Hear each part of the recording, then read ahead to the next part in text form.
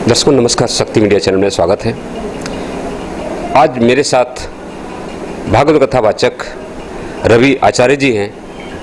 जानना चाहेंगे सर, आचार्य जी यहाँ आपको दर्शक सारे हमारे शक्ति मीडिया चैनल के माध्यम से देख रहे हैं, यहाँ आज मुगल सराय में जो भागवत कथा हो रहा है वो किस उद्देश्य से हो रहा है? यह भागवत कथा अग्गी साहु जी की पुण्य स्मृति में आयोजित किया गया है यजमान परिवार के द्वारा। और भागवत जी में आया है कि आख्यान में तत् परमं पवित्रम श्रुतम सकृत वै विदहेद घौघम श्राद्धे प्रयुक्तम पितृतिप्ति मामहे नित्यम सुपाठात अपुनर्भवम च। मतलब कि जो भागवत जी की कथा है यह परम पवित्र है, परम कल्याणकारी है। मनुष्य ही को नहीं, पितरों की तृप्ति के लिए भी इसका आयोजन किया जाता है। सीधे सीधे शास्त्रों में कह दिया कि क्षेमाय वै भागवतम प्रगर्जति। समस्त प्रकार के कल्याणों के लिए भागवत जी का आयोजन कराया जा सकता है।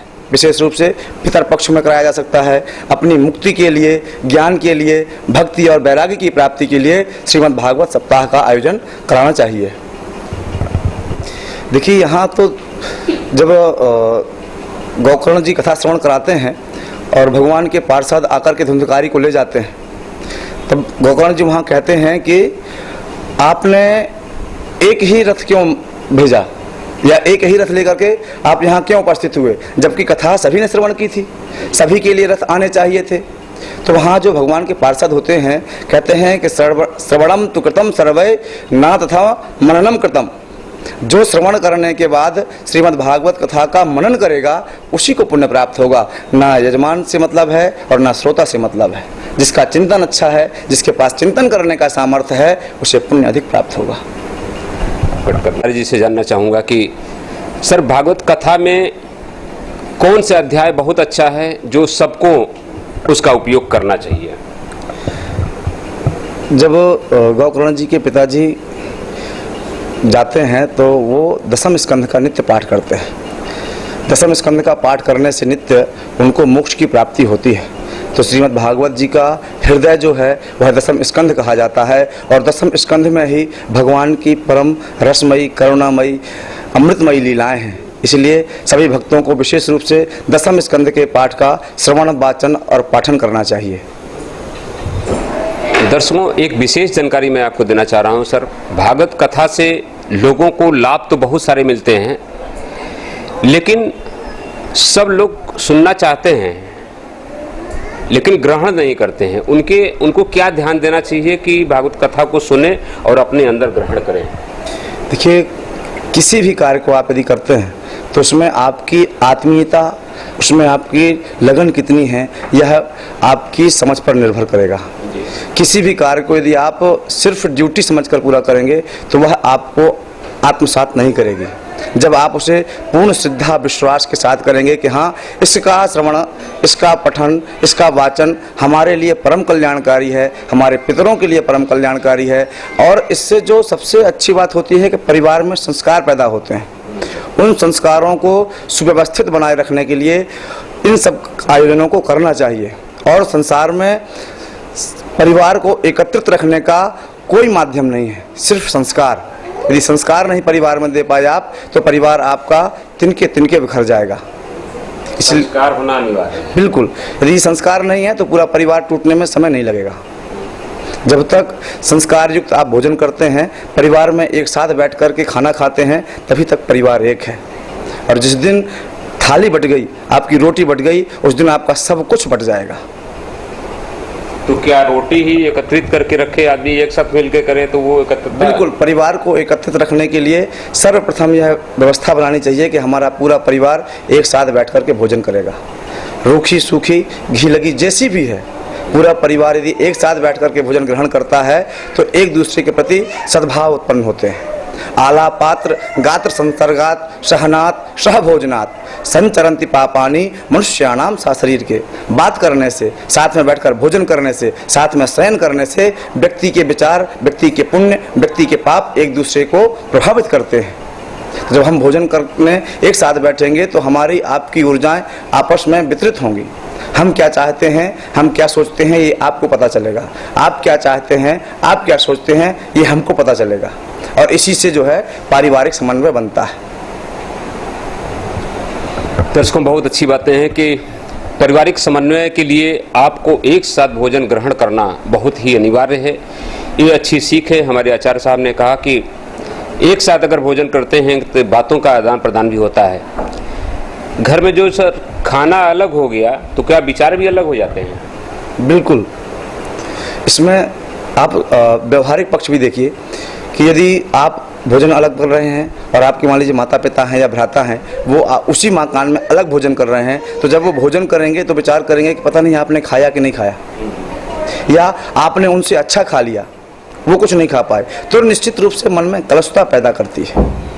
यदि आपने अच्छा खा लिया तो उनको द्वेष हो जाएगा कि ये हमसे अच्छा खा रहे हैं, और यदि आपने थोड़ा निम्न स्तर का भोजन किया तो उनको दुख हो जाएगा कि आपने अच्छा भोजन नहीं किया। तो दोनों परिस्थिति में जो है यह परिवार के लिए दुखदायी है। इसलिए जो भी रूखा सूखा रहे, अच्छा बुरा रहे, सब परिवार को मिल बांट कर सहन करना चाहिए, मिल बांट करके जो है उसको वितरित करना चाहिए सभी के बीच में। दोस्तों, पितृपक्ष की जानकारी आप लोग को देना चाहते हैं। जो लोग पितृपक्ष में जैसे गया जाके बैठाते हैं और बनारस जाके पिशाच मोचन कुछ करते हैं, तो वो कार्यक्रम क्या है, शुद्ध होता है, क्या होता है? देखिए, भागवत गीता में भगवान ने कहा है कि लुप्त पिंडोदक क्रिया पतंति पितरो हेशाम लुप्त पिंडोदक क्रिया। जिन पितरों का पिंडदान नहीं होता, जिन पितरों को जल नहीं प्राप्त होता, वे पितर लोक से भूमि पर आ जाते हैं। इसी प्रकार देवताओं को कहा जाता है कि क्षीणे पुण्य मर्त लोके बसंती। यदि देवताओं का पुण्य क्षीण हो गया तो उनको मृत्यु लोक में आकर बसना है, और पितरों का यदि पिंडदान इत्यादि नहीं होता है तो मृत्यु लोक में आकर बसते हैं। हमारे धर्म शास्त्र में पितरों को दिव्य पितर की उपाधि प्राप्त है। जैसे जीवन में देवता, ग्रह, हमारा भाग्य हमको बहुत कुछ देता है, उसी प्रकार हमारे पितर हमको बहुत कुछ प्रदान करते हैं। हम लोग वेद स्तुति करते हैं, या वेद में जब आशीर्वाद दिलवाते हैं यजमान को, तो सबसे पहला आशीर्वाद दिलवाते हैं गोत्रन्नो वर्धनताम, कि आपके गोत्र में वृद्धि होती रहे। यदि पितर संतुष्ट नहीं है तो आपके गोत्र की वृद्धि रुक जाएगी, संतान का होना बंद हो जाएगा। दातारो नो वर्धनताम, कहते हैं कि आपके यहाँ जो संतान हो वह दानी हो। तुलसीदास जी ने लिख दिया कि तुलसी कर पर कर धरो, कर तर कर न धरो, जा दिन कर तर कर धरो, ता दिन मरण खरो। तुलसीदास जी कहते हैं कि जब हमारा हाथ उठे तो कुछ दान करने के लिए उठे, दान लेने के लिए ना उठे। जिस दिन हमको कुछ किसी से याचना करने की आवश्यकता पड़े, प्रभु उस दिन हमारा शरीर शांत कर दीजिएगा। तो आपके परिवार में गोत्र की वृद्धि हो, आपके परिवार में दाता पैदा हो।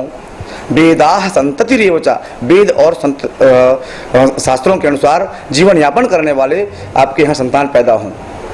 इस प्रकार के दिव्य भाव हैं पितरों से आशीर्वाद मांगने के। धन्यवाद सर। सर, पितृ जो हैं कैसे पितृ को मान लेते हैं? जैसे जिनके परिवार में जो लोग स्वर्गवास हो जाता है, उनका कई लोगों को हुआ होता है, तो वो कैसे जान पाएंगे हमारे पास कितने पितृ हैं, क्या है, कैसे हो पाएगा? देखिए, 3 पीढ़ी का जो है श्राद्ध करते हैं। अच्छा। पिता, दादा, परदादा, और 3 पीढ़ी आपकी ननिहाल पक्ष की। अच्छा। नाना, वृद्ध नाना, और जो है 3 पीढ़ी नाना के पक्ष की, इनको जो है आप श्राद्ध करते हैं। तो आपको इतने से ही मतलब रखना है।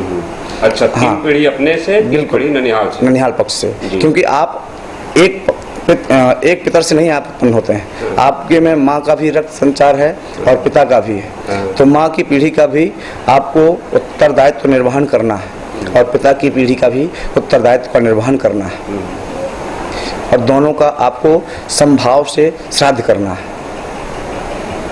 सर, इसमें संसार में जितने लोग हैं उसमें तो कुछ ही लोग कर पाते हैं, कुछ लोग नहीं करते हैं, तो उनको क्या इसका प्रभाव पड़ता है? देखिए, एक शब्द होता है प्रत्यवाय। जी। प्रत्यवाय का मतलब होता है किसी क्रिया को ना करने का दोष। हमारे घर में माता पिता हैं, हम उनको खाना ना भी दें तो हमको क्या फर्क पड़ने वाला है? वो अपना कहीं से मांग के या किसी इसी प्रकार से व्यवस्था करके खाएंगे पिएंगे, उनको अपना जीवन चलाना है। लेकिन यदि हम ये व्यवस्थाएं नहीं देते तो हम दोषी हैं, और वह दोष हमारी अंतर आत्मा को कलुषेगा। जिस दिन हमको यह विवेक जागृत होगा कि हमने गलत किया है, उस दिन सिवाय पश्चाताप के और कुछ बचेगा नहीं। तो प्रत्यवाय दोष से बचने के लिए कि हाँ, हमने अपने माता पिता के लिए ये सब नहीं किया। देखिए, आप अपने से तो कुछ नहीं कर रहे हैं। आपको आपके माता पिता ने घर, मकान, जमीन, सारी व्यवस्थाएं दी हैं, उसमें से कुछ ही % तो खर्च करना है। कुछ परसेंट खर्च करना है। वो ये तो नहीं कर रहे हैं कि हमारा पूरा बेच के हमारे लिए लगा दो। तो उन्हीं का तुदीयम वस्तु गोविंदा तुभ्यमेव समर्पित, उन्हीं का दिया हुआ उन्हीं को लगाना है, उस पर भी संकोच क्या उचित नहीं है। जो लोग नहीं करते हैं, यदि इस चैनल के माध्यम से वो सुन रहे हैं, तो इस कर्म को करना प्रारंभ कर दें, प्रत्यवाय दोष से बचने के लिए। ये सबको पे लागू होता है? बिल्कुल, सबको करना चाहिए। धन्यवाद सर। दोस्तों, पितृ दोष तो होता ही है, इसके लिए दान पुण्य और जानकारी लेके हमारे आचार्य साहब से मिलके या ऐसे और लोग आपके होंगे उनसे मिलके पितृ ऋण तो आपको चुकाना ही पड़ेगा। 3 प्रकार के ऋण हैं। हाँ, देव ऋण, पितृ ऋण, ऋषि ऋण। तो आप देवताओं का ऋण तो पूजा पाठ करके चुका देते हैं, ऋषियों का ऋण चुका देते हैं, लेकिन पितृ ऋण के लिए आपको इन सारे कार्यों को करना पड़ेगा। ग्रह और भाग्य और पितर, ये तीनों जीवन में सुख, समृद्धि और वंश की वृद्धि को देते हैं। आपके ऊपर देव कृपा हो, आपका भाग्य अच्छा हो, लेकिन पितर यदि रुष्ट हो गए तो आपके जीवन में प्रगति नहीं हो सकती। घर के खाद्य पदार्थों में, भोजन में स्वाद नहीं आएगा, वंश की वृद्धि नहीं होगी। और यदि आपका भाग्य साथ नहीं दे रहा है, आपके ग्रह गोचर भी डिस्टर्ब हैं और आपके ऊपर पितरों की यदि प्रसन्नता है, तो आपके जीवन के सारे कार्य सहज रूप से होते जाएंगे, सारी समस्याएं स्वतः नष्ट होती जाएंगी। वो आपका पथ प्रदर्शन करते रहेंगे। वने रणे शत्रु जलाग्नि मध्य, यहाँ इन परिस्थितियों में देवता और भाग्य तो साथ देते ही हैं, हमारे पितर हमारी अपूर्व सहायता करते हैं। सर, इस तरह का तो हमारे क्षेत्र में, हमारे देश में बहुत सारे लोग हैं, लेकिन वो उनका भाग्य साथ नहीं दे रहा है, तो उसको चेक करने का तरीका या क्या है? कैसे चेक कर पाएंगे कि हमारे पास ऐसा दोष है? देखिए, जो जन्म समय होता है, जन्म तारीख होती है, उसके अनुसार एक कुंडली बनाई जाती है, डेट ऑफ बर्थ, टाइम और बर्थ प्लेस 3 से। और उस समय जब आपने जन्म लिया तो ग्रह, कौन सा ग्रह आपका किस डिग्री पर था, अच्छा, किस इस पृथ्वी को आप 360 डिग्री होती है ना, यदि आप एक राउंड को बनाएंगे तो 360 डिग्री को आप जो है 12 भागों में बांट दीजिए, तो आपको 30-30 अंश मिलेंगे। उन 30-30 अंशों की एक राशि होती है। उन राशियों के ग्रह हैं, सूर्य और चंद्रमा को छोड़कर के बाकी ग्रहों की 2-2 राशियां हैं। सूर्य की एक राशि है सिंह और चंद्रमा की एक राशि है कर्क, बाकी सभी की 2-2 राशियां हैं। और सभी ग्रह आपस में शत्रु और मित्र का भाव रखते हैं। तो आपका भाग्येश कहीं नीच राशि में तो नहीं चला गया, आपका भाग्येश कहीं शत्रु राशि में तो नहीं चला गया, आपका भाग्येश जो भाग्य का स्वामी है वह कहीं 6, 8, 12 स्थान पर तो नहीं बैठ गया, जहाँ से वह उसे ऊर्जा नहीं प्राप्त कर पा रहा है और आपको ताकत नहीं दे पा रहा है। यदि आपके पास सटीक डेट ऑफ बर्थ, टाइम और बर्थ प्लेस है, तो आप अपने भाग्य की स्थिति को जान सकते हैं। दर्शकों, आचार्य जी ने कहा कि आपको अगर जन्म की टाइम और डेट और दिन पता है तो आपकी भाग्य उदय हो सकते हैं। दोस्तों, इसी के साथ मैं लेता हूं विदा दोस्तों, और जानकारी के साथ आपसे मिलूंगा। धन्यवाद।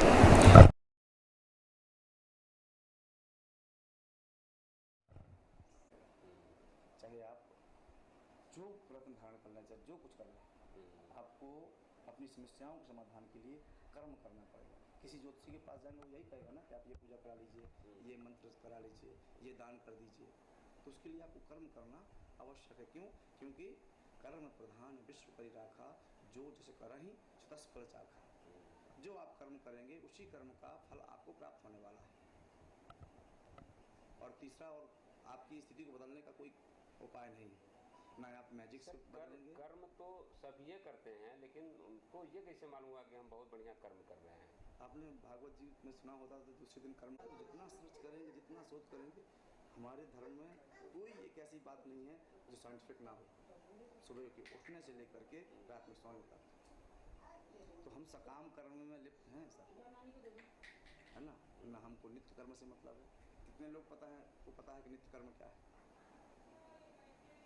नित्य कर्म सबको यही पता है कि सवेरे उठना है, निपटान करना, करना है, निपटान करना है, नहाना धोना है, ड्यूटी पे चले जाना, बस वही हो गया है ना। वो ये नहीं ना है। नित्य कर्म जो है वो आपके बिस्तर पर उठने से ही प्रारंभ हो जाता है। कितने लोग हैं जो बिस्तर पर उठ करके गृहस्थी करते हैं?